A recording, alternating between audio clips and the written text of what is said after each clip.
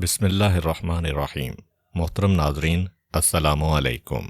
آج کی ویڈیو حضرت علی کرم اللہ وجہہ کے فیصلوں پر مبنی چند واقعات پر مشتمل ہے، جس میں ایک شخص کے ہاں پرورش پانے والی حسین و جمیل یتیم بچی پر زنا کے جھوٹے الزام کا واقعہ، حج کے دوران حضرت عمر اور حجر اسود کے درمیان گفتگو کا واقعہ، اور حضرت عمر اور ایک دیہاتی کے درمیان اونٹوں کی خرید و فروخت کا واقعہ شامل ہیں۔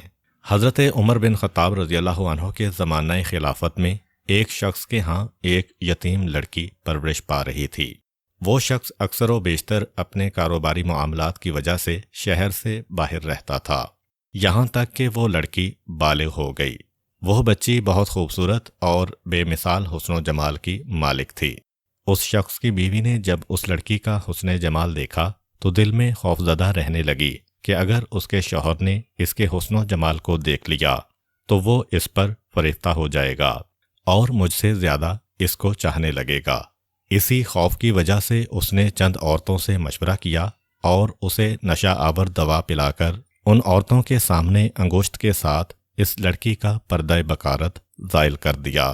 جب شوہر سفر سے واپس آیا تو اس نے اپنی بیوی سے یتیم لڑکی کے بارے میں دریافت کیا تو اس نے کہا، لڑکی نے اپنی عصمت کو برباد کر دیا ہے۔ شوہر نے لڑکی سے پوچھ گچھ کی تو لڑکی نے قسم کھائی کہ کسی نامحرم ہاتھ نے مجھے چھوا تک نہیں۔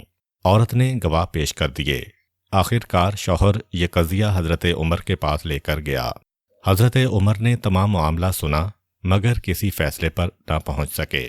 اس شخص نے کہا کہ آپ ہمیں جناب علی مرتضیٰ کے پاس بھیج دیں۔ جب یہ شخص حضرت علی کے پاس پہنچا اور اپنا قصہ بیان کیا تو قاضی دین رسول حضرت علی نے اس کی بیوی سے فرمایا، کیا تو اس لڑکی کے زنا پر شواہد و برہان رکھتی ہے؟ اس عورت نے بلا خوف و خطر کہا، جو بات میں کہہ رہی ہوں اس کی گواہ میری ہمسایہ عورتیں بھی ہیں۔ یہ سن کر جناب علی نے گواہ کو حاضر کرنے کا حکم دیا۔ جب گواہ عورتیں حاضر ہوئیں تو حضرت علی نے اپنی تلوار میان سے نکال کر اپنے سامنے رکھ دی اور ان میں سے ایک گواہ کو بلایا اور اس سے پوچھ گچھ کی تو اس نے وہی بات دہرائی جو اس شخص کی بیوی نے بتائی تھی۔ اس گواہ کے بیان کے بعد دوسری عورت کو گواہی کے لیے بلایا گیا۔ حضرت علی دو زانو ہو کر بیٹھے اور فرمایا، اے عورت، کیا تو مجھے جانتی ہے کہ میں علی ابن ابی طالب ہوں اور یہ میری ذوالفقار ہے؟ اس شخص کی بیوی کی طرح سچ بات کہہ دے جس طرح اس نے اصل حقیقت بیان کر دی ہے، اور میں نے اس کو امان دے دی ہے۔ اگر تو نے سچ کہا تو تجھے بھی امان ملے گی، اور اگر تو نے جھوٹ بولا تو میں اس ذوالفقار سے تیرے دو ٹکڑے کر دوں گا۔ اس عورت نے فوراً کہا، الامان الامان، مجھے امان دیجئے، میں آپ کو تمام واقعہ سچ بتاتی ہوں۔ حضرت علی نے فرمایا، تو امان میں ہے، پتہ سچ کیا ہے؟ اس عورت نے کہا، واللہ اس لڑکی نے کوئی زنا نہیں کیا۔ اصل بات یہ ہے کہ جب اس شخص کی بیوی نے اس کی جوانی اور حسن و جمال کو دیکھا تو اس بات سے خوفزدہ ہو گئی کہ کہیں اس کا شوہر اس پر فریفتہ نہ ہو جائے۔ اس نے اس کو نشہ آور دوا پلا دی اور ہمیں اپنے گھر بلا کر ہمارے سامنے اس کا پردہ بکارت زائل کر دیا۔ اس عورت سے اصل واقعہ سن کر حضرت علی نے بلند آواز میں اللہ اکبر کہا اور فرمایا، میں پہلا شخص ہوں جس نے گواہوں کے درمیان تفریق کی سوائے نبی دانیال کے۔ اس کے بعد حضرت علی نے حکم دیا کہ اس عورت کو حد قذف یعنی قیمت کی سزا دی جائے اور شوہر سے الگ کر دیا جائے۔ اس شخص نے جناب علی کے حکم پر اس کو طلاق دے دی اور اس یتیم لڑکی سے شادی کر لی، اور اس کے جھوٹے گواہوں میں ہر ایک کے لیے عقر کی سزا مقرر کی۔ عقر کی سزا 400 درہم ہے۔ حضرت علی نے اس یتیم لڑکی کا حق مہر اپنے مال سے دیا اور مرد سے کوئی چیز نہ لی۔ یتیم لڑکی کے فیصلے کے بعد حضرت عمر نے عرض کیا، یا ابا الحسن، دانیال علیہ السلام کا کیا قصہ ہے، ہمیں بھی بتائیے۔ حضرت علی نے فرمایا، حضرت دانیال علیہ السلام یتیم تھے۔ بنی اسرائیل کی ایک بوڑھی عورت نے آپ کو گود لے لیا تھا اور آپ اسی بڑھیا کی زیر تربیت پروان چڑھے تھے۔ اس زمانے میں جس بادشاہ کی حکومت تھی اس نے عہدہ قضاوت کے لیے اپنے 2 قاضی مقرر کیے ہوئے تھے۔ بادشاہ کے دربار میں ایک مرد صالح کا بھی بہت آنا جانا تھا۔ اور بادشاہ اسے پسند بھی بہت کرتا تھا۔ یہ مرد صالح اپنی بیوی سے بہت محبت کرتا تھا، جو کہ بے حد حسین اور پارسا عورت تھی۔ بادشاہ کے دونوں قاضی اس مرد صالح سے حسد کرتے تھے کہ بادشاہ اکثر امور میں اس سے گفت و شنید کرتا تھا۔ ایک دن بادشاہ نے قاضیوں سے کہا کہ وہ کسی اہم کام کے لیے ایک ذمہ دار بندے کو بھیجنا چاہتا ہے۔ آپ لوگوں کی کیا رائے ہے کہ کس کو بھیجا جائے؟ دونوں قاضیوں نے مشورہ دیا کہ آپ مرد صالح کو اس کام کے لیے چن سکتے ہیں۔ بادشاہ کو ان کی رائے پسند آئی، چنانچہ قاضیوں نے اس مرد صالح سے بادشاہ کی منشا بیان کی۔ مرد صالح نے اس کام کی ذمہ داری اٹھانے کی حامی بھر لی اور سفر کے لیے تیار ہو گیا۔ روانگی سے پہلے اس نے قاضیوں سے کہا کہ میری بیوی کی روزانہ خبر گیری کرنے میں کوتاہی نہ کرنا، اور مزید کہا میں تم دونوں کو اپنی بیوی کے بارے میں اچھے سلوک کی نصیحت کرتا ہوں۔ ان دونوں نے اس کو تسلی دی اور اطمینان دلایا کہ ہم تمہاری بیوی کا پورا خیال رکھیں گے۔ مرد صالح سفر پر روانہ ہو گیا۔ وہ دونوں مرد صالح کے محل سرا پر آئے۔ جب ان کی نظریں مرد صالح کی بیوی کے حسن و جمال پر پڑیں تو دونوں اپنے دل و دین سے ہاتھ دھو بیٹھے۔ انہوں نے عورت کو اپنی طرف دعوت دی۔ عورت نے ان کی دعوت کو ٹھکرا دیا۔ وہ دونوں قاضی کہنے لگے اگر تو نے ہمارا مطالبہ پورا نہ کیا تو ہم بادشاہ کے سامنے تجھ پر زنا کا الزام لگائیں گے اور تیری زنا کاری پر گواہی دیتے ہوئے تجھے سنگسار کروائیں گے۔ پارسا عورت نے کہا میں تمہاری کوئی بات بھی نہیں مانوں گی، تم جو کچھ کر سکتے ہو بے شک کر گزرو۔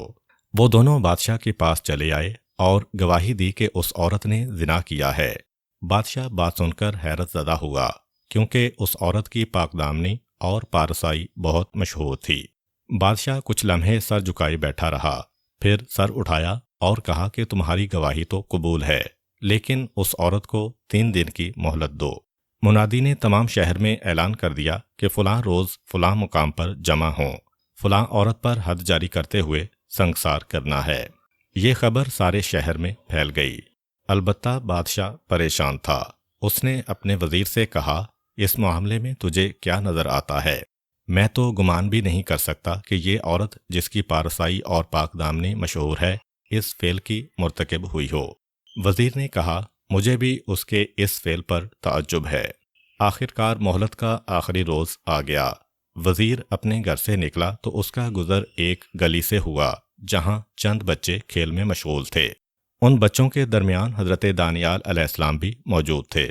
کھیل میں دانیال علیہ السلام نے بچوں سے کہا آؤ ہم بادشاہ اور قاضی کا کھیل کھیلتے ہیں۔ جناب دانیال نے بچوں سے کہا مجھے بادشاہ سمجھو، اور 2 بچوں سے کہا تم دونوں قاضی بن جاؤ۔ پھر ایک بچے سے کہا تم مرد صالح کی بیوی بن جاؤ۔ دانیال نے تھوڑی سی مٹی اکٹھی کر کے اس کی کرسی بنا لی اور اس پر بیٹھ گئے اور لکڑی کی ایک چھڑی کو اپنی تلوار بنا لیا۔ جو بچہ مرد صالح کی بیوی بنا تھا اسے ایک جانب کھڑا کر دیا اور حکم دیا گواہ پیش ہوں۔ دونوں قاضی دانیال کے روبرو پیش ہوئے۔ دانیال علیہ السلام نے حکم دیا ان دونوں کو ایک دوسرے سے جدا رکھا جائے۔ ایک بچے کو حکم دیا کہ ایک کو فلاں مکان پر لے جاؤ اور دوسرے کو فلاں جگہ پر۔ اب ان میں سے ایک کو طلب کیا اور پوچھا سچ بتا اس عورت کے بارے تمہاری کیا گواہی ہے؟ اگر جھوٹ بولے گا تو اس تلوار سے تیرا سر قلم کر دوں گا۔ وزیر پوری توجہ سے بچوں کے اس کھیل کو دیکھ رہا تھا اور ان کی باتیں سن رہا تھا۔ اس بچے نے کہا میں گواہی دیتا ہوں کہ مرد صالح کی بیوی نے زنا کیا ہے۔ دانیال علیہ السلام نے کہا کس کے ساتھ؟ اس نے کہا فلاں بن فلاں کے ساتھ۔ آپ نے پوچھا کس وقت، کس دن اور کس مکان میں، اور یہ کون سا مقام ہے؟ گواہ نے ہر ایک بات کا جواب دیا۔ دانیال علیہ السلام نے حکم دیا کہ اس گواہ کو اپنے مقام پر لے جایا جائے اور دوسرے گواہ کو پیش کیا جائے۔ جب دوسرا گواہ حاضر ہوا تو دانیال علیہ السلام نے وہی سوالات اس سے کیے تو اس گواہ کے جوابات پہلے گواہ سے مختلف تھے۔ دانیال نبی نے ایک بادشاہ کے انداز میں کہا اللہ اکبر، اے لوگو یہ دونوں قاضی جھوٹے ہیں، انہوں نے جھوٹی گواہی دی ہے، ان دونوں کو قتل کر دیا جائے۔ وزیر نے بچوں کی عدالت کا فیصلہ سنا تو اسی وقت بادشاہ کے پاس گیا اور بادشاہ کو اس فیصلے سے آگاہ کیا۔ بادشاہ نے فوراً حکم دیا کہ ان دونوں قاضیوں کو دربار میں حاضر کیا جائے اور ان دونوں کو الگ الگ رکھا جائے۔ جس طرح دانیال علیہ السلام نے فیصلہ کیا تھا اسی طرح فیصلہ کیا۔ جب دونوں سے الگ الگ سوالات کیے گئے تو دونوں کے بیانات میں اختلاف پایا گیا۔ بادشاہ نے اسی وقت حکم دیا کہ ان دونوں نے ایک پارسا عورت پر زنا کا جھوٹا الزام لگایا ہے، اس لیے ان دونوں قاضیوں کو قتل کر دیا جائے۔ علامہ میر محمد کلمی تشہید المتائن طبع ہند میں جلال الدین کی کتاب البلادر الساخرہ فی الامور الآخرہ سے نقل کرتے ہیں کہ میں حضرت عمر بن خطاب رضی اللہ عنہ کے ساتھ حج پر گیا۔ طواف کرنے کے بعد حجر اسود کو بوسہ دینے کے لیے آئے تو حضرت عمر نے کہا، میں جانتا ہوں کہ تو پتھر ہے، نہ تو نقصان پہنچا سکتا ہے اور نہ ہی نفع۔ اگر سرور کائنات کو تجھے بوسہ دیتے اور سلام کرتے ہوئے نہ دیکھا ہوتا تو آج میں تجھے نہ بوسہ دیتا اور نہ سلام کرتا۔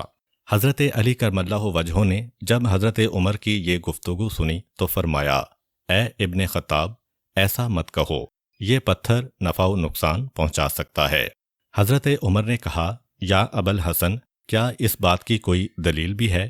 حضرت علی نے فرمایا، ہاں، اس بات کی دلیل ہے جو کتاب خدا میں موجود ہے کہ جب اللہ تعالیٰ نے ابو البشر حضرت آدم علیہ السلام کی تخلیق فرمائی تو ان کی پشت مبارک کو حجر اسود سے مس کیا اور ذریت آدم سے اپنی ربوبیت و عبودیت کا عہد و پیمان لیا۔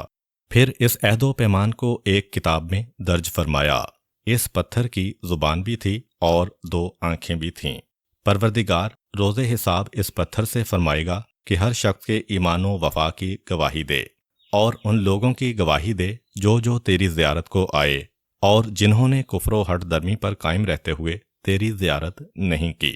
اس کے بعد جناب علی نے فرمایا، میں نے رسول خدا سے سنا کہ آپ نے فرمایا، حجر اسود میدان محشر میں فصیح و بلیغ زبان میں ہر اس شخص کی گواہی دے گا جس نے بھی اس کا بوسہ لیا ہوگا اور اسے مس کیا ہوگا۔ جس نے اس کی زیارت نہیں کی ہوگی، اس پتھر کی گواہی اس کے لیے باعث نقصان ہوگی۔ اے عمر ابن خطاب، جان لے کہ یہ پتھر ہم کو نفع و نقصان پہنچا سکتا ہے۔ اس وقت حضرت عمر نے کہا، میں اس بات سے خدا کی پناہ چاہتا ہوں کہ میں ایسی قوم میں رہوں جہاں آپ موجود نہ ہوں۔ ابو لیس کی روایت ہے کہ حضرت عمر نے کہا، بے شک اللہ تعالیٰ نے آپ کو علم کا وسیع حصہ عطا فرمایا ہے۔ کتاب شرائع اخبار میں قاضی نعمان نے عمر بن حماد سے اپنی سند کے ساتھ انس بن مالک سے یہ واقعہ نقل کیا ہے۔ ایک دفعہ میں حضرت عمر کے ساتھ منا میں موجود تھا کہ اتنے میں ایک مرد جو اعرابی تھا ہمارے پاس آیا۔ اس کے ساتھ کچھ اونٹ بھی تھے۔ حضرت عمر نے کہا، اس اعرابی سے معلوم کرو کہ وہ اونٹ فروخت کرنا چاہتا ہے۔ میں وہاں سے اٹھ کر اس اعرابی کے پاس آیا اور اس سے پوچھا کہ تو یہ اونٹ فروخت کرنا چاہتا ہے؟ اس نے کہا، ہاں، میں فروخت کے لیے لایا ہوں۔ میں نے حضرت عمر کو اس کا ارادہ بتایا۔ حضرت عمر اٹھے اور اس اعرابی کے پاس چلے آئے، اس سے 14 اونٹ خرید کیے اور کہا، اے انس، ان اونٹوں کو پکڑ کر ہمارے پاس لے آؤ۔ اعرابی نے کہا، اونٹوں پر موجود پالان اور کمبل میرے سپرد کر دیں۔ حضرت عمر نے کہا، پالان اور کمبل بھی تو اونٹوں کے ساتھ شامل ہیں۔ اعرابی نے کہا، نہیں حضرت، ایسا نہیں ہے، میں نے صرف اونٹ فروخت کیے ہیں۔ آخرکار انہوں نے حضرت علی کو اپنا منصف بنایا۔ حضرت علی نے حضرت عمر سے فرمایا، آپ نے جب اونٹ خریدے تھے تو پالان اور کمبل ساتھ شامل ہونے کی شرط رکھی تھی؟ حضرت عمر نے کہا، نہیں، میں نے ان کی شرط نہیں رکھی تھی۔ تو حضرت علی نے فرمایا، اگر یہ مال کی خریداری کے معاہدہ میں نہیں تھے تو یہ پالان اور کمبل اسی اعرابی کے ہیں۔ حضرت عمر نے انس کو حکم دیا کہ پالان اور کمبل اعرابی کو واپس کر دے اور اونٹوں کو براہنہ لے کر آئے۔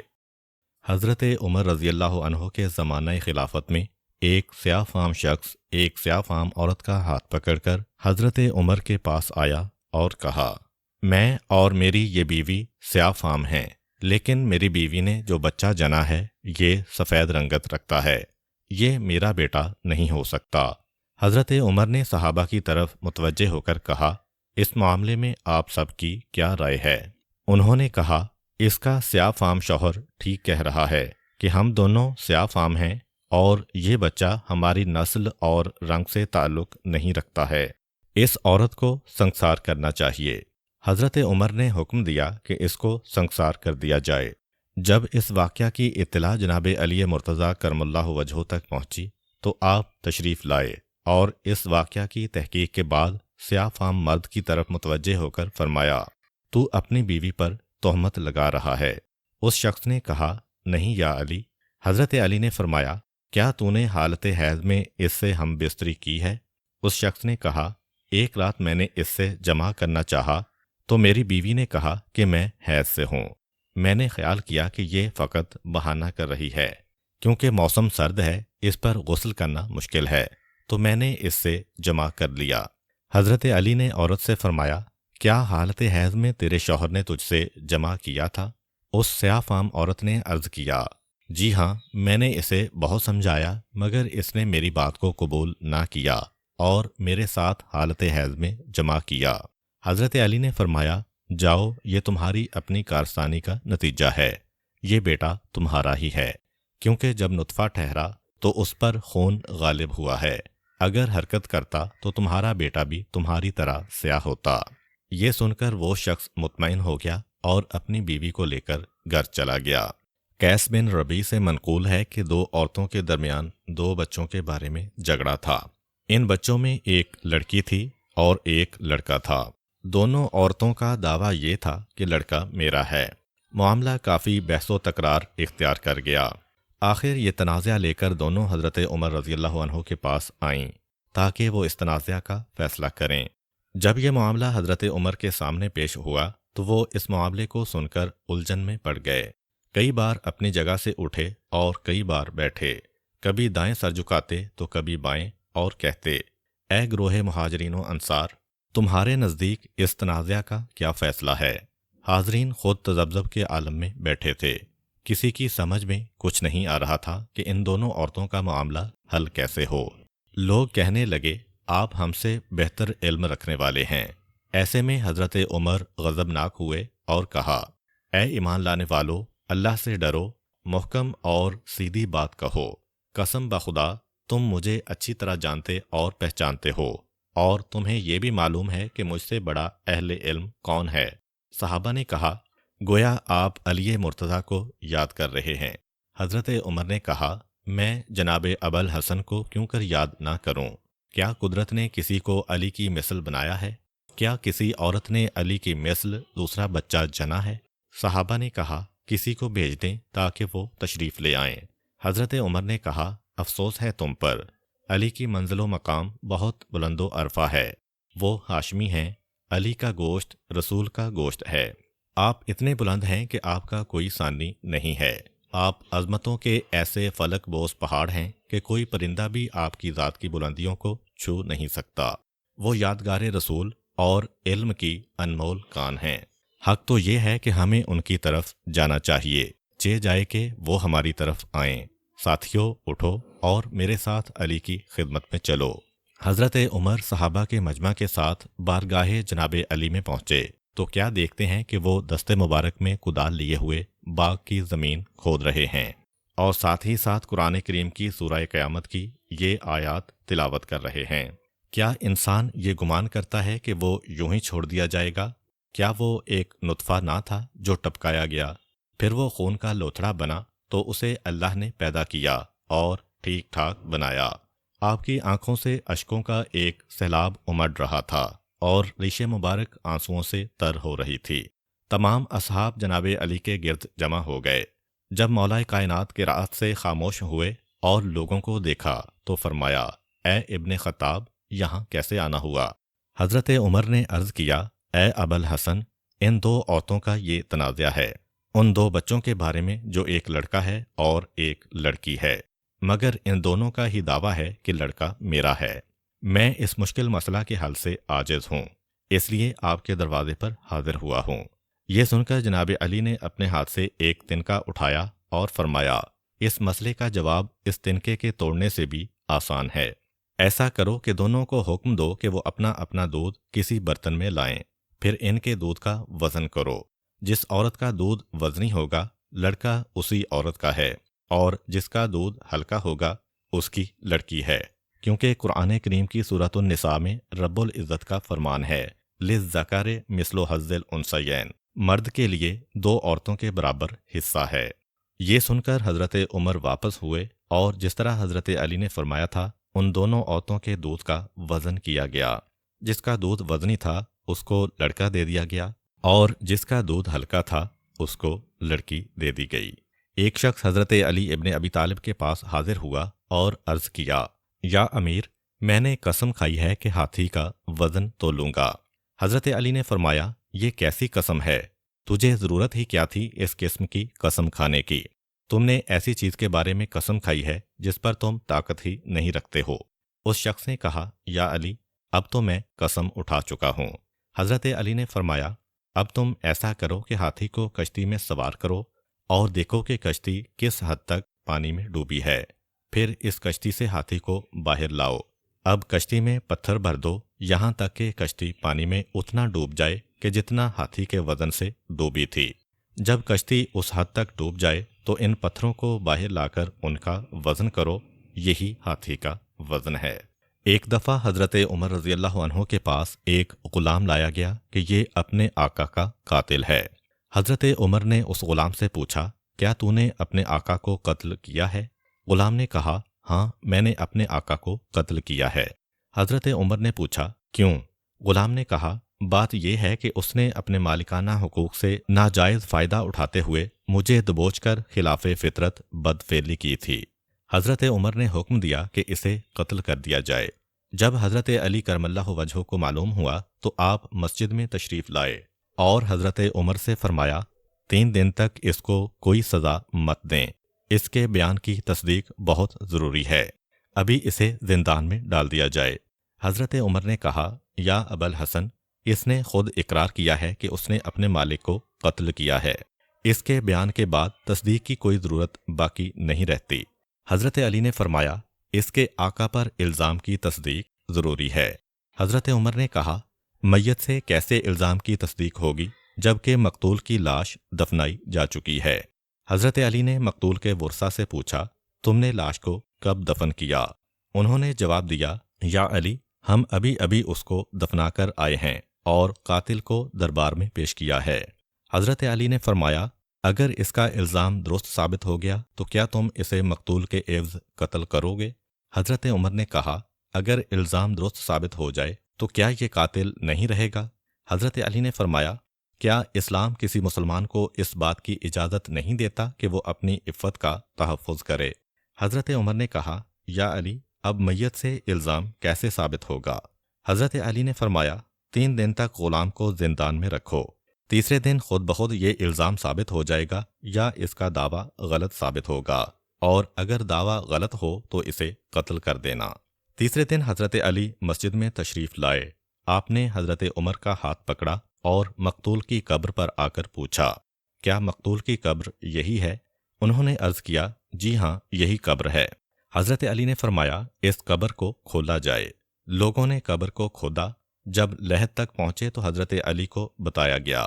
آپ نے حکم دیا، میت کو قبر سے باہر نکالو۔ لوگوں نے قبر میں دیکھا تو انہیں کچھ بھی نظر نہ آیا۔ آپ نے حکم دیا کہ کوئی قبر میں اتر کر دیکھے۔ قبر میں ایک شخص اترا، قبر خالی تھی۔ حضرت علی کو خبر دی گئی کہ قبر میں کچھ بھی نہیں ہے۔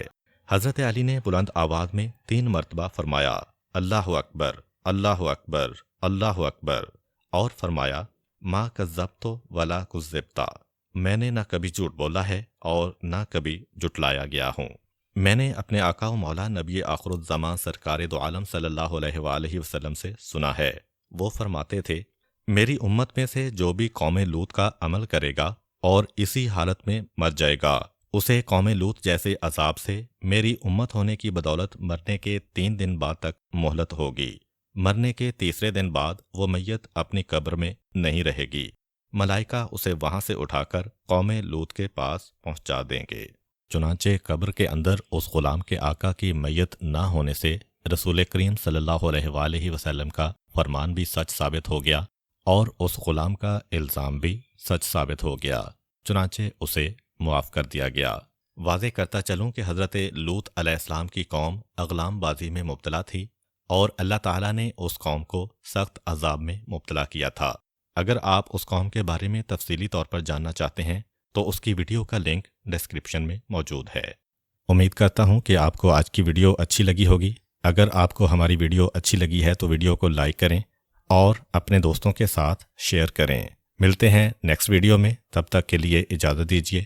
اللہ حافظ۔